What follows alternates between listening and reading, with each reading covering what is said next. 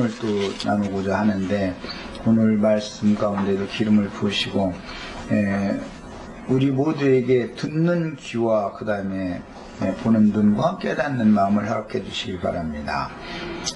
각 사람이 하나님 앞에서 구속을 받고 주께로 옮겨지게 하신 목적은 주의 몸된 교회로 잘 건축되어져서 주님의 완전한 뜻을 이루는 하나님의 나라를 세상 가운데 실현해서 세상 나라가 주와 그 그리스도의 나라가 되게 하는 데 목적을 두고 있는데, 우리들이 진리의 지식이 불분명할 때는 우선 하나님의 성전의 건축 재료가 되는 각 지체들의 모습이 잘못된 상태로 사람의 교훈에 따라서 육의 무더기를 건축하면서 교회를 건축한다고 오해할 수도 있고, 또 혼자 개인적으로 너무 신령한 것을 추구하다 보면 오히려 더 다른 것으로 빠져나갈 수도 있고, 균형을 잘 잡아서 오늘부터 나가는 이런 말씀을 통해서도 주님께서 이 땅에 우리에게 도피성을 세워주시고 도피성에 피할 수 있는 이런 길을 열어주신 것에 대해서 감사하고 큰 깨우침을 받고 교회 생활을 잘 신실하게 행하다가 주님 앞에 다 대대감을 받을 수 있도록 복을 주실 주 이름으로 기도합니다. 아멘. 아멘. 오늘은 도피성 율법을 여호수아 20장 말씀은 지난 시간에 읽었으니까 오늘은 민수기 35장 9절에서부터 읽겠습니다. 민수기 35장은 이스라엘 각 지파들이 가나안 땅에 들어가서 각 지파에게 분배해 주신 기업을 얻으면 레위인들을 위해서 그들의 처소를 거처를 얼마씩 이렇게 띄워주라고 하는 이제 율법을 제정하시면서 그 중에 레위인들의 성읍 중에 6 도피성을 제정해줘라 이 말씀을 하신 거예요. 그런데 오늘 우리는 민수기 35장 9절부터 끝까지 같이 한번 읽어보겠습니다.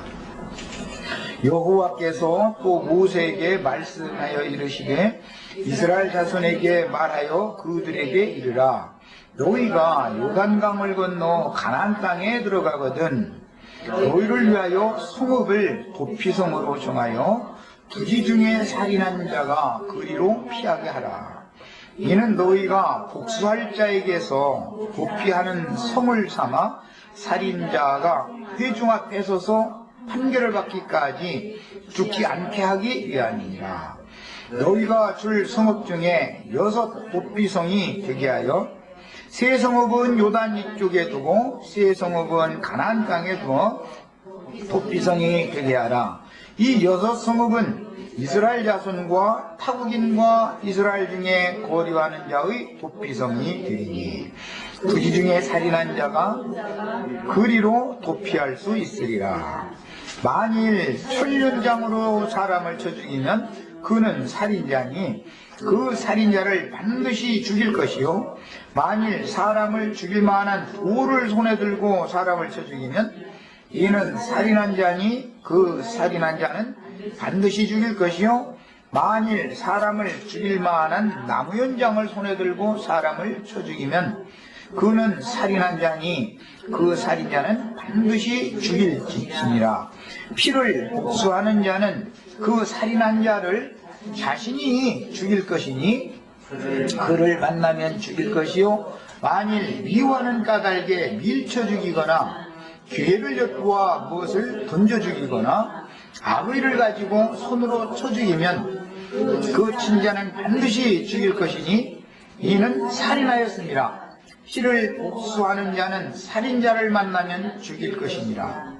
악의가 없이 우연히 사람을 밀치거나 기회를 엿봄이 없이 무엇을 던지거나 보지 못하고 사람을 죽일 만한 돌을 던져서 죽였을 때에 이는 악의도 없고 헤아려 한 것도 아닌즉 회중이 친자와 피를 복수하는 자 간에 규례대로 판결하여 피를 복수하는 자의 손에서 살인자를 건져내어 그가 피하였던 도피성으로 돌려보낼 것이요, 그는 거룩한 기름 부음을 받은 대제사장이 죽기까지 거기 거주할 것이니라.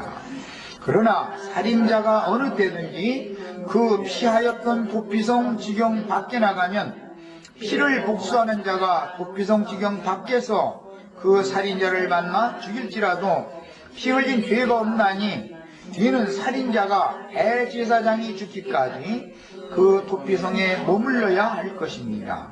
대제사장이 죽은 후에는 그 살인자가 자기 소유의 땅으로 돌아갈 수 있느니라.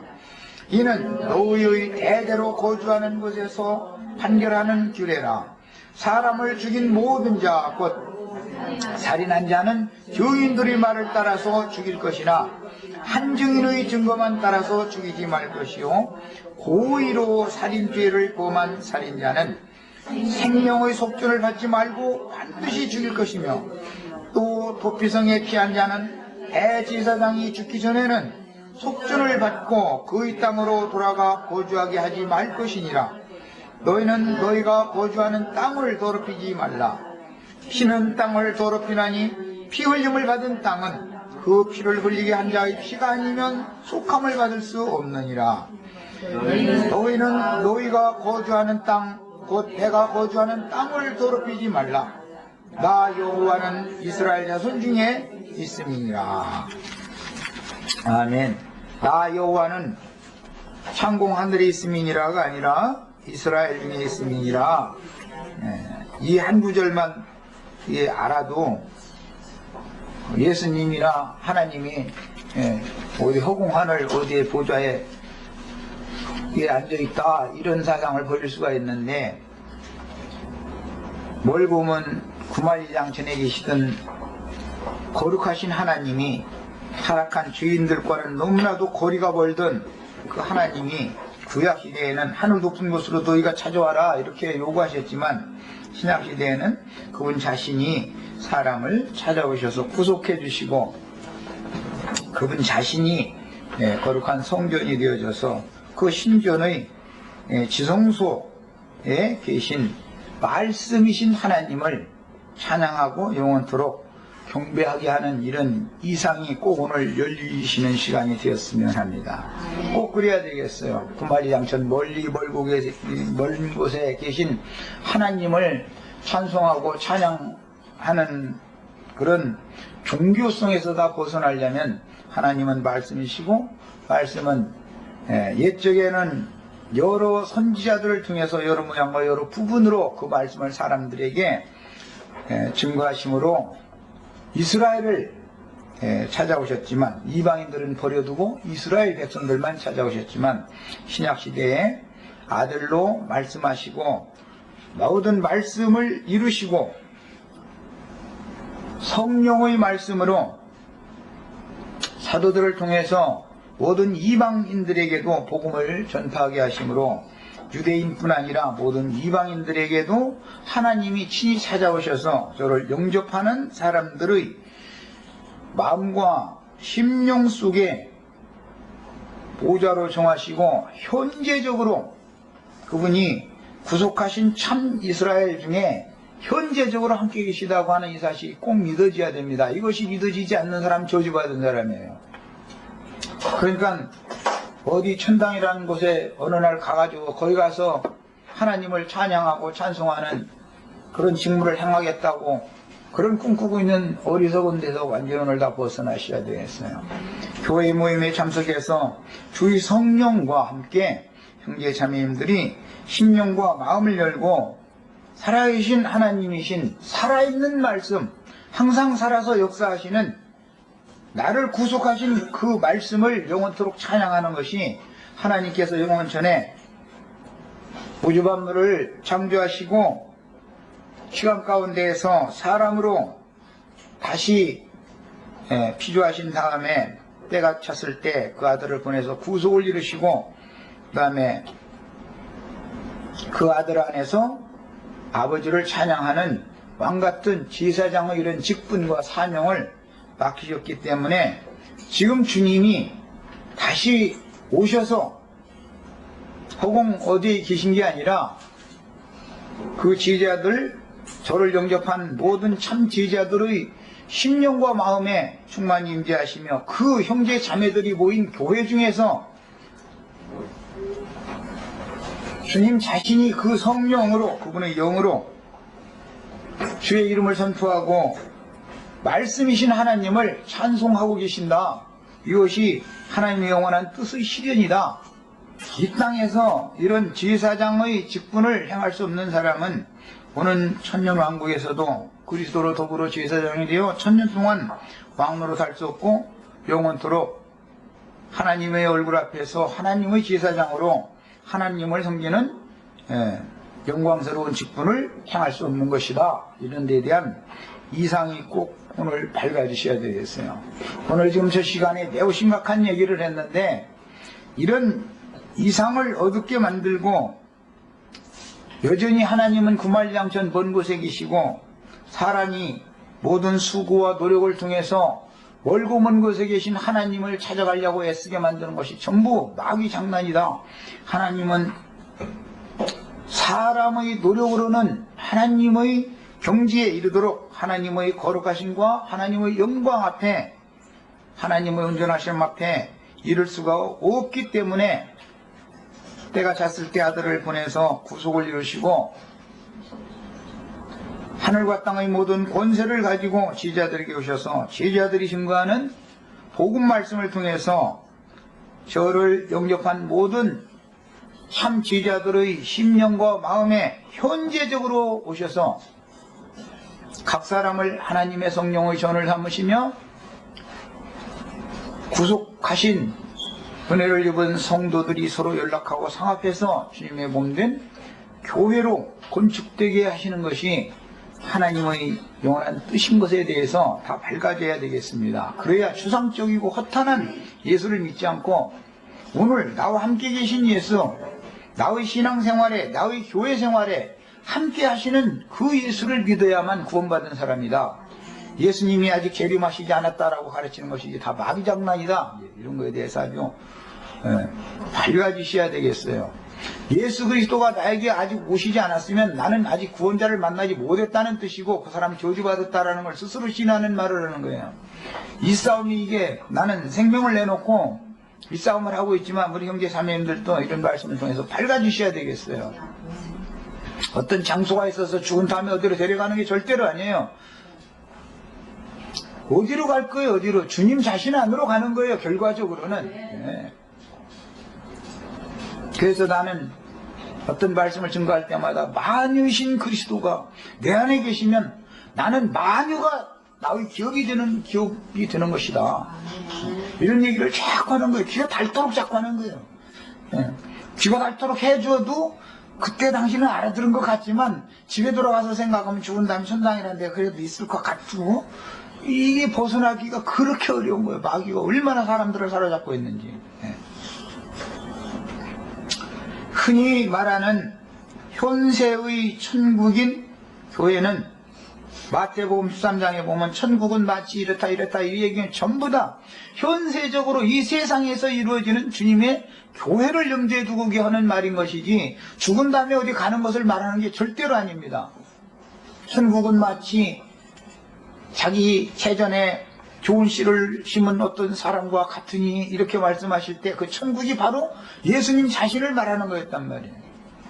그때 당시는 유대인들을 찾아오셨고 유대인들 중에서 유대교에 심취된 자들 중에서 주님 자신께로 나온 무리들을 서로 제자를 삼아서 하나님의 말씀을 통해서 그 나라가 더러운 사악한 간교한 귀신들에게 사로잡혔던 사람들 속에서 진리의 말씀을 증거하셔서 하나님은 구말장천 먼 곳에 계신 것이 아니라 나를 통해서 하나님의 말씀이 나를 통해서 지금 너에게 주어지고 있다. 내 말이 죽이고 살리는 권세가 있는 말이다. 내 말이 곧 내 속에 계신 아버지께서 하시는 하나님의 말씀인 사실이 이것이 믿어져야 된다. 이것이 믿어지지 않으면 너희 죄 가운데 거저 죽는다. 이것을 계속해서 증거를 하셨었어요. 말씀이 하나님이라는 사실부터 믿어져야 되겠고 말씀이 오늘 나에게 찾아오셔서 말씀이 찬송을 받고 말씀이 영광을 받아야 된다. 유일하신 참 하나님은 한 분, 조물주, 그분의 말씀이 유일하신 신이기 때문에 모든 피조물은 자기를 창조하신 조물주, 그분을 찬송할 줄 아는 직분을 얻는 것이 인생의 목적이다. 이런 거에 대해서 꼭 밝아지셔야 되겠어요. 이것은 영혼세계로 인도하는 아주 그냥 첩경의 길을 간략하게 소개해서 말씀을 드린 거예요. 말씀으로 죽이고 살리는 것이고 말씀으로 영원한 생명을 주시는 거예요. 예수님이 이 땅에 오셨을 때 나는 양으로 생명을 얻되 풍성히 얻게 하려 함이라 이렇게 하셨는데, 생명을 풍성히 부어주신다라는 말은 유일하신 참 하나님과 그의 보내신 자 예수 그리스도를 알도록 하나님의 말씀을 열어서 깨우쳐준다. 반복해서 깨닫게 해준다. 믿어지게 해준다. 이것이 생명을 부어주시는 수단이다라는 거예요. 이것을 꼭 아셔야 되겠어요. 모든 능력과 권세는 말씀에 있는 거예요. 말씀만 세세토록 있는 거예요. 풀은 마르고 꽃은 다 시들지만 하나님의 말씀만 세세토록 있는 거예요. 그 세세토록 있는 부활이요 생명이신 그리스도가 그 말씀의 실제 내용이다 말이에요. 그래서 성경이라는 건 모두 그리스도에 대해서 증거하고자 하는 거예요. 말씀을 찬송하는 것이 하나님을 찬송하는 것이다. 말씀께 예배하는 것이 하나님을 예배하는 것이다. 허공에 있는 어떤 하나님을 예배하라고 그러면 생명 내놓지만 당신이 정말로 말씀을 찬송하고 말씀을 경외의 대상으로 삼아서 말씀을 경배하는 참 신앙을 가진 사람이냐 이렇게 물으면 그 사람들은 말씀이 하나님이란 사실을 사실은 안 믿기 때문에 말씀을 찬송한다는 말이 실감이 안 나는 거예요. 이 사람들에게는. 허공에 있는 하나님을 예배하고 그분을 찬송한다고 그러면 실감이 나지만 나에게 찾아오신 하나님의 종들을 통해서 증거된 그 말씀이 내 입에 가깝고 내가 입을 열어서 말씀을 영접하면 내 마음과 심령에 그분이 오셔서 내 마음을 깨끗게 해주시고 신앙 양심을 피로 씻어서 깨끗게 하신 다음에 거기를 보좌 삼고 말씀이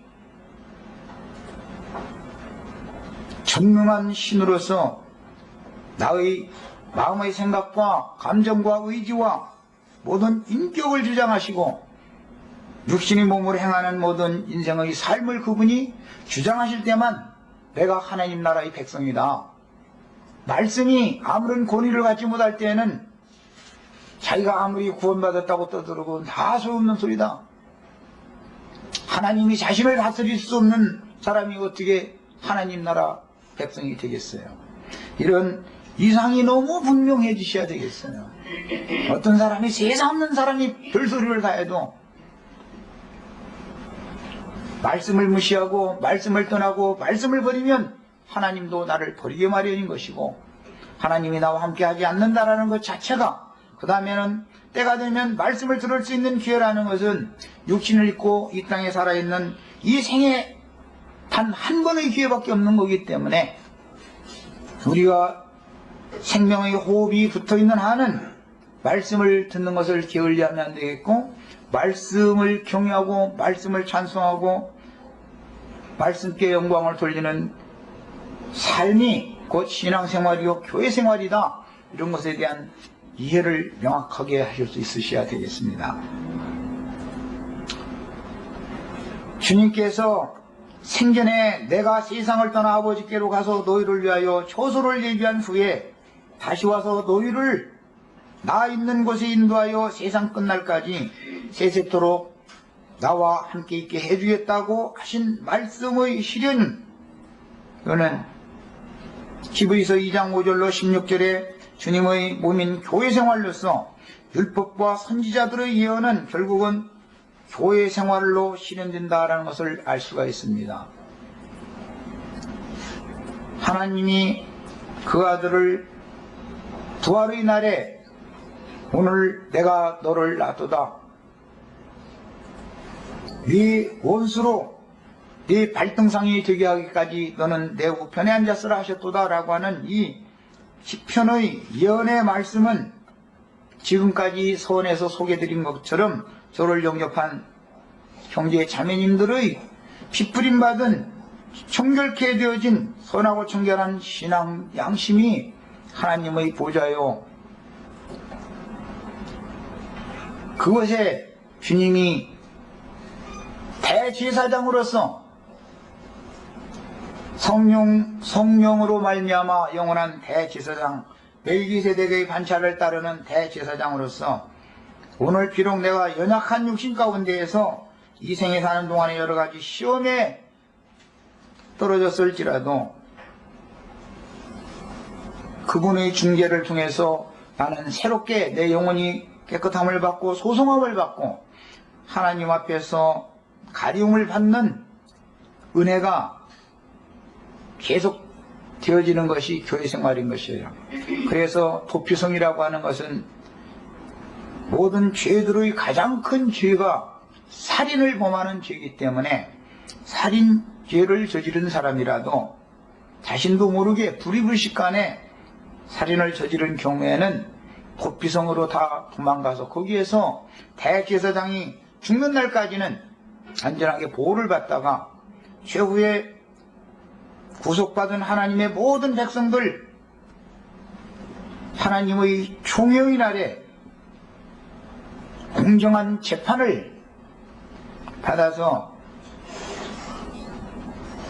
그가 하나님께서 그에게 예비해 주신 본향으로 돌아갈 수 있는 그런 길과 눈을 여시는 말씀이 도피성에 관한 율법입니다.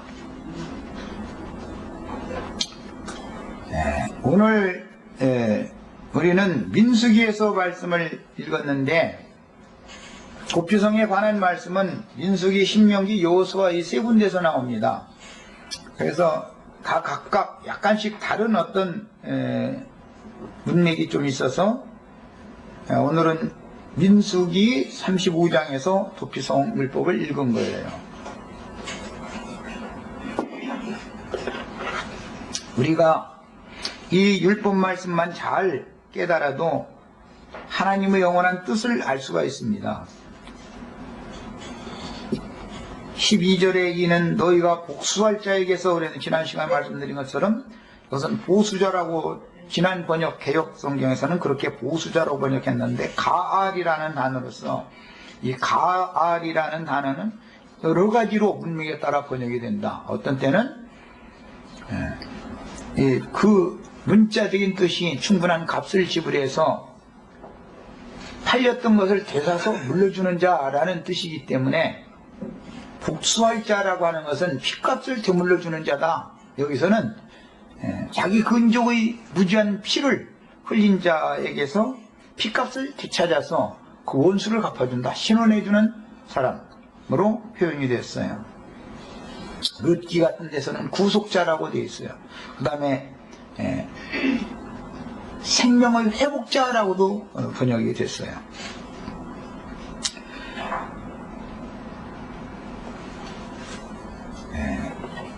그 살인자는 도피성에 일단 받아들여지면 회중 앞에 서서 판결을 받기까지는 죽지 않게 보호를 받을 수 있다.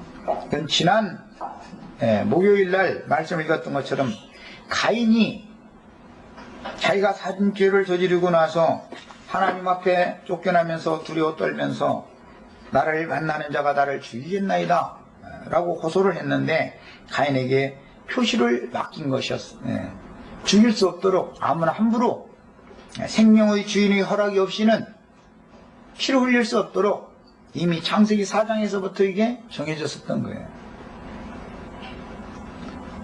그런데 가인은 이미 피를 흘린 죄가 있었기 때문에 하나님을 앞에서 하나님의 면전에서 쫓겨나면서 그 죄와 벌이 너무 중해서 무거워서 내가 견디지기가 못하겠다고 그렇게 한탄하고 호소를 한 내용에 기인해서 도피성이라고 하는 율법이 세워지는 거예요.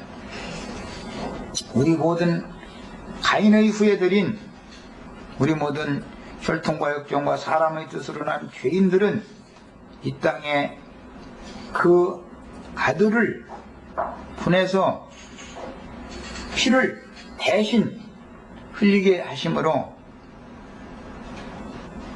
내가 무죄자의 피를 흘린 살인자라고 하는 사실을 기본적으로 인식을 해야 된다. 그리고 생명은 생명으로나 갚는 거기 때문에 피의 보수자이신 하나님께서 공의로운 재판대에 나를 세우셨을 때 무죄한 피를 흘린 살인죄에 대하여 사실하고 추궁하시면 할 말이 있어야 된다. 그 앞에서. 그 앞에서 무슨 말을 할지를 오늘 3시간, 다음 3시간 같이 말씀을 상고하도록 하겠습니다. 하나님의 재판 때는 하나님의 말씀으로 재판을 받는 거기 때문에 하나님의 말씀이 법이기 때문에 법대로 재판하는 거예요. 법대로.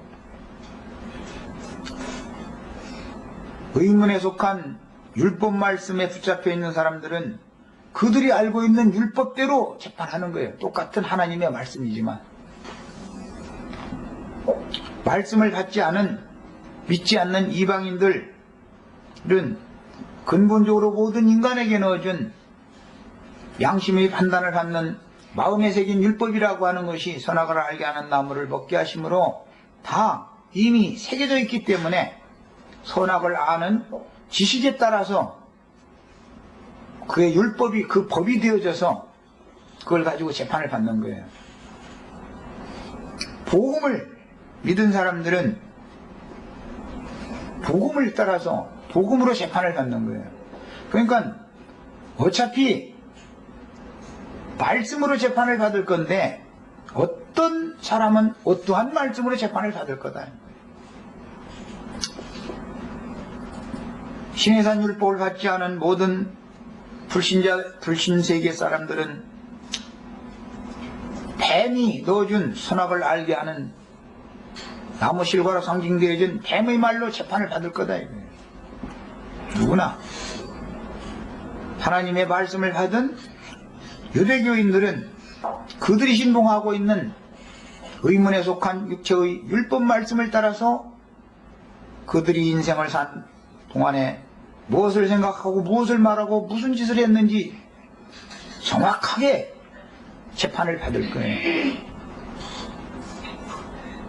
그러나 도피성이 되신 주님이 자신의 보호처가 되어지고 그 안에 계신 대제사장이신 성령께서 나의 중재자가 확실하게 되어주신 사실이 분명한 사람은 그 복음에 따라서 최종 재판대에서 심판을 받을 거다. 복음이라는 것이 얼마나 중요한지를 아셔야 되겠어요. 말씀을 믿음으로 받아들인다는 것이 얼마나 중요한지를 아셔야 돼요. 나를 창조하신 조물주의 말씀이 나의 옛사람을 예수와 함께 심판해버리고 부활 승천하신 그리스도와 함께 새 사람으로 부활 승천시켜서 하늘에 기록한 장자들의 총회교회에 인도를 해서 장자들의 교회 생활을 이 땅에 실행하게 하시는 것이 최종적인 이 땅에서의 구원이다. 사람들은 이 얘기를 내가 입이 닳도록 얘기를 해줘도 그래도 내가 뭔가 남을 위해서 선한 일을 하고 의를 행하고 한 무슨 근거가 있어야 하나님 앞에 갈 거 아니냐 자꾸. 그건 뭐예요? 선악을 알게 하는 나무 실과를 먹은 독이 제거되기가 그렇게 어렵다는 거예요. 난 그런 사람들한테 당신이 의로우면 얼마나 의로울 것이며 당신이 하나님 앞에서 선했으면 얼마나 선할 건데 어떤 선을 가지고 어떤 의를 가지고 주님 앞에 가서 나는 선한 사람이요 의로운 행위를 했다고 자랑할 수 있을 건데 계속해서 복음은 믿지 않고 당신의 육체의 행위를 자꾸 의지하려고 그러냐? 그것은 종교인의 사상일 뿐이고, 세상 없는 종교인도 하나님의 심판대 앞에서는, 종교인들은 위선과 외식을 더하기 때문에, 그 외식 때문에 화가 선포된 사실을 모르느냐? 세리와 창교가 보던 죄인들처럼 차라리 정직하게, 나는 다만 주님 은혜가 필요하고 주님께서 당신의 은혜가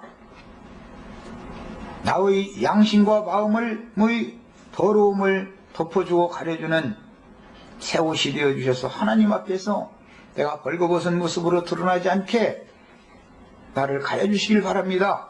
이런 사람이 되라고 아무리 얘기를 해줘도 못 알아듣는 건지 이걸 받아들이지 않으려고 작정을 한 건지, 그래도 사람이 그러면 쓰냐고 이런 얘기로 또 따지려고 그러고, 사람이 양심껏 살아야 된다고 그러고, 양심껏 살아야 되는 사람이 정말로 자기 양심을 한 번도 속인 일이 없었다면 그 말을 자기 양심껏 산 걸 가지고 근거 삼아서 하나님의 심판대 앞에서 당당하게 한번 하나님과 맞서 보면 되죠. 욥이 하나님과 한번, 너 그렇게 의롭고 선하면 너 장부답게 허리를 동이고 내 앞에서 한번 변론 한번 해보자. 그러니까 암석이 못 오잖아요. 그렇게 될 바엔 미리 손드는 게 낫다 이거예요. 이 땅에서 이걸 경험이 필요하다. 이 땅에서 이 생을 떠난 다음에 재판대에 섰을 때 그때 유구무념은 아무 소용없는 것이다. 복음으로 그리스도가 나의 덮개가 되어지고 가리개가 되어주셔서 그리스도의 생명이 나의 타락한 생명의 생명싸개가 되어주시지 않는 사람은 어떠한 경우에도 그는 하나님의 심판대를 통과할 수 없다라는 것을 꼭 이 시간에 명확하게 깨달으셔야 되겠어요. 복음을 모르는 사람은 이 말이 제일 아주 듣기 싫은 소리를 지금 나 하는 거예요. 듣기 싫은 소리를 하는 거예요. 그래도 말이야, 사람이 뭔가 교통규칙도 잘 지켜야 되고 말이야, 대통령 말이야 함부로 말하면 안 되고, 전 일이죠. 세상에 살면서 대통령한테 함부로 말하고 교통규칙 안 지키고 그러면 안 되죠. 그리고 누구고 뭐 몇 시에 어디서 만나자 했으면 그 시간 전에 딱 가서 기다리고 해서 만나고, 당연히 그렇게 해야죠.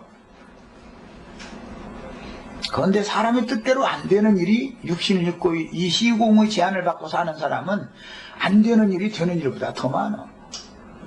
아무리 양심껏 살라고 해도 내 마음 같지 안 된다는 것을 아셔야 됩니다. 내 마음뿐이야. 내 마음의 법으로야 하나님의 법을 지키고 살기를 원하죠. 그렇지 않은 사람 하나도 없어요. 그런데 문제는 안 된다는 거죠. 안 된다. 그래서 나의 보호자, 나의 가리개 덮개가 되시는 내 양심과 내 부패하고 썩은 마음을 덮어주시고 가려주실 메시아가 필요하게 됐다. 그래서 누구든지 한 번은 벌거벗는 날이 오게 마련이고, 벌거벗었을 때 그리스도로 내 양심과 마음이 가림을 받은 상태로 하나님의 재판대에 서지 못하는 사람이라면 하나님께서는 그 양심의 모든 것들을 낱낱이 다 기록한 정부를 내놓으실 것이고, 책이라고 그랬어요. 그 마음에 뭘 생각하고 뭘 계획하고 그 봉으로는 무슨 짓을 한 것에 대해서 일일이 기록해낸 책을 딱 내놓고서 시간대별로 딱딱 들어댈 거예요. 그럼 그 앞에서 자기가 하나님 앞에서 의를 주장할 수 있는 자격이 있는 사람이 있냐? 이 말이에요.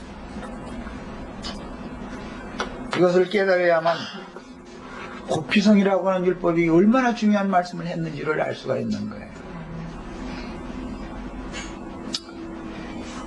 여호수아 20장 흘러가는 말씀에서는 내가 모세로 말미암아 말한 도피성을 택정하여 부지 중에 오살한 자를 그리로 도망하게 하라. 이는 너희 중에 피의 보수자를 피할 것이니라 그랬는데, 피의 보수자라는 말이 오늘 민수기 35장 12절에서는 복수할 자라고 되어 있어요. 계시록에서는 하나님이 무지한 피, 예수의 피, 예수의 증인들의 사도들과 선지자들과 모든 성도들의 피가 이 성에서 큰 성 바벨론에 보였기 때문에 하나님은 그분의 말씀으로 그 성을 심판을 하시는 내용이 기록이 됐어요.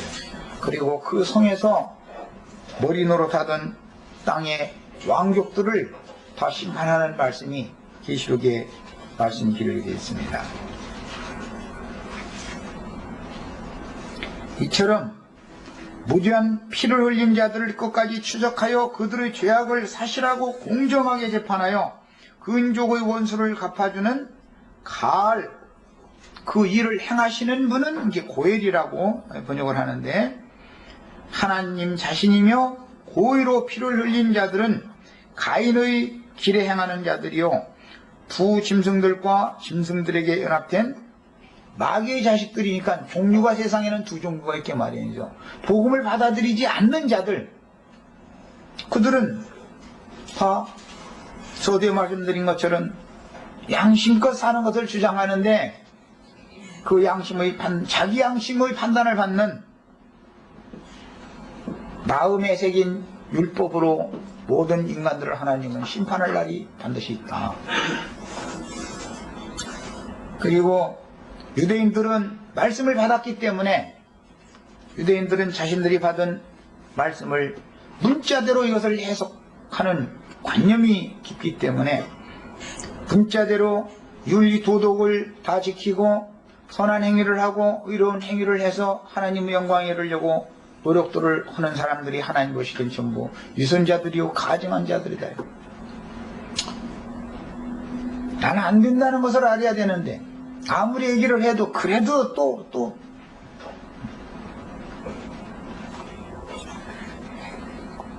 모든 율법을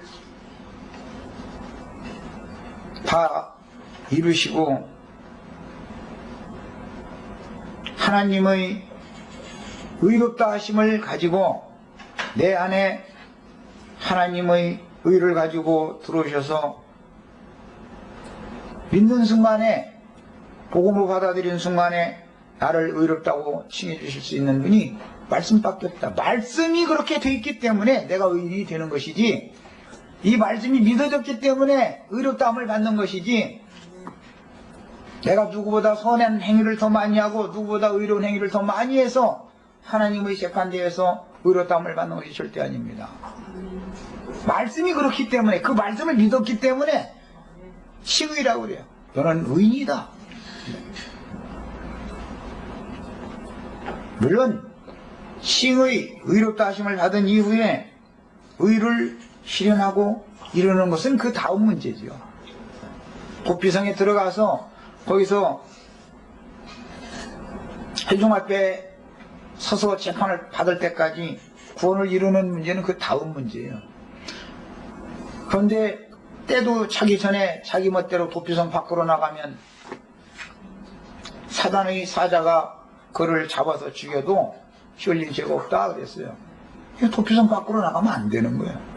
이 생에 살아있는 동안은 도피성에서 계속해서 가르침을 받아야 되는 거예요.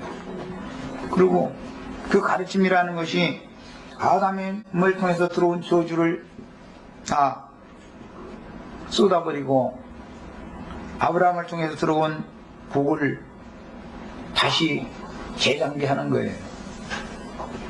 그 저주가 변하여 복이 되어진 사람이 새 사람이다. 그 새 사람으로 만드는 시작을 은혜의 성령께서 하셨고, 교회 생활을 그가 끝까지 잘하고 있는 한은 하나님이 그의 믿음을 흥하게 할 거다. 믿음은 바라는 것들의 실상이다. 그걸 믿고 믿으면 말이야. 믿음 생활하면 말이야. 그러니까 이제 다른 걸 믿으면 믿는 대로 되는 거니까. 그래서 뭐 돈보따리 쏟아진 걸 믿으면 또 돈보따리 쏟아질 수도 있죠. 네. 그대로 되지만 그 대신 그 영혼이 파리해지고 그 영혼이 또 배나도 지옥 자식이 되면 그거는 잘못 믿은 거죠.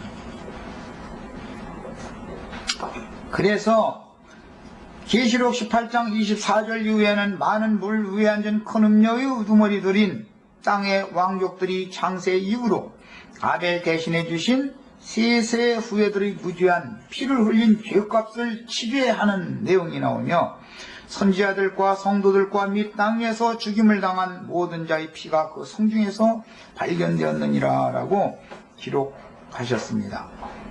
예수님이 이 땅에 오셨을 때 이미 마태복음 23장 맨 끝부분에 보면 마지막 화를 선포하실 때 화에서 진저 이 외식하는 바리새인과 서기관들이여,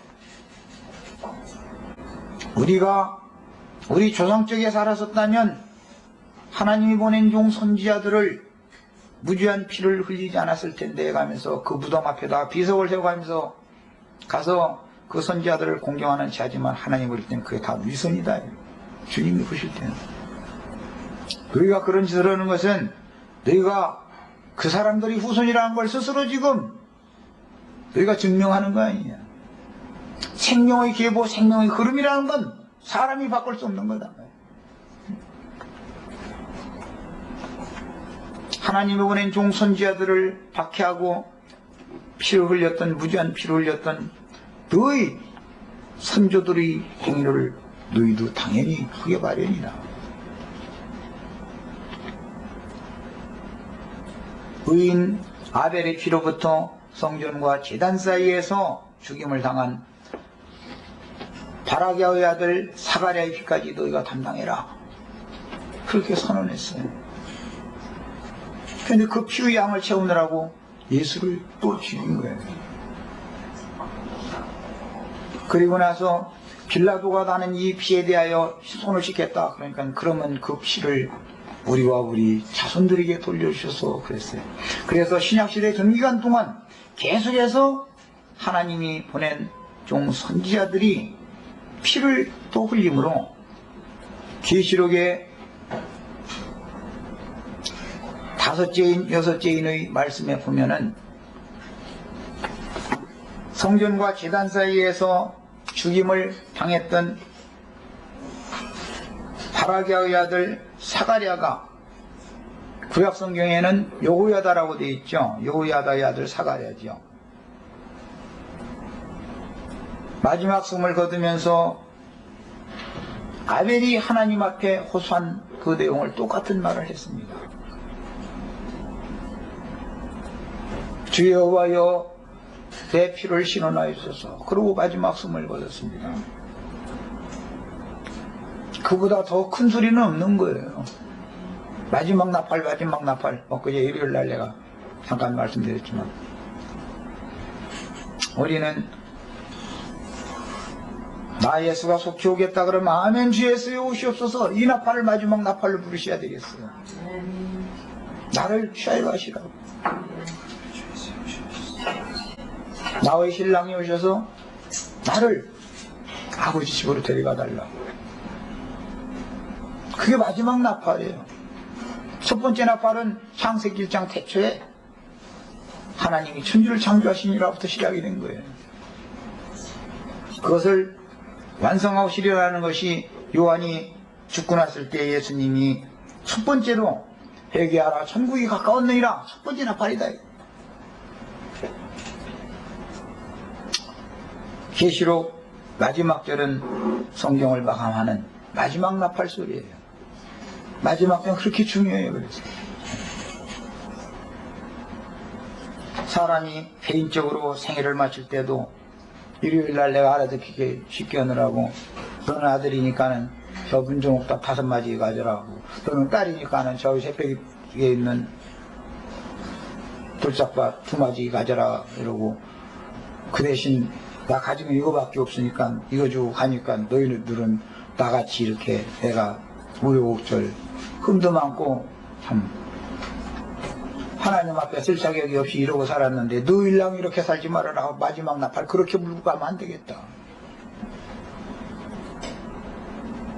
나 같은 죄인을 구속하시고 먹이고 입히고 기르시고 오늘 이렇게까지 은혜 가운데 보존해 주셨다가 나로 하여금 나를 신부로 취하여 가실 약속을 주셨고 그 말씀을 내가 굳게 믿고 붙잡아서 오늘까지 단장시켜 주셨으니까 이제 아멘 주 예수여 약속대로 속히 오시옵소서. 나를 취하여 가시옵소서. 그래서 감사함으로 하나님께 영광을 돌리면서 마지막 나팔수를 그렇게 회복하면 얼마나 멋있습니까? 나는 기왕이면 그러고 싶어. 너는 아들이니까 못 갖고 너는 딸이니까 못 갖고 그 대신 나같이랑 살지 말아라. 이런 얘기는 백날 해도 소용없는 소리거든. 교회 중에서 어떤 나팔이 부러지는 것도 마찬가지다. 모든 성도들 다 당신이 약혼자이면 당신의 세상 끝날에 당신을 창조하시고 구속하시고 구원하셨던 그 주님이 당신의 신랑으로 오셔서 장가드시고 당신을 취하여 아버지 집으로 데려가는 거, 그것을 큰 소리로 외치고 주님 품에 가라. 이런 것을 도피성 안에서 생애가 끝나는 동안까지 도피성 밖으로 나가지 말고 거기서 계속 양육받아서 단장하는 거예요. 속사람이. 자, 여기까지 3시간 하고 잠깐 쉬었다가 이어서 하겠습니다.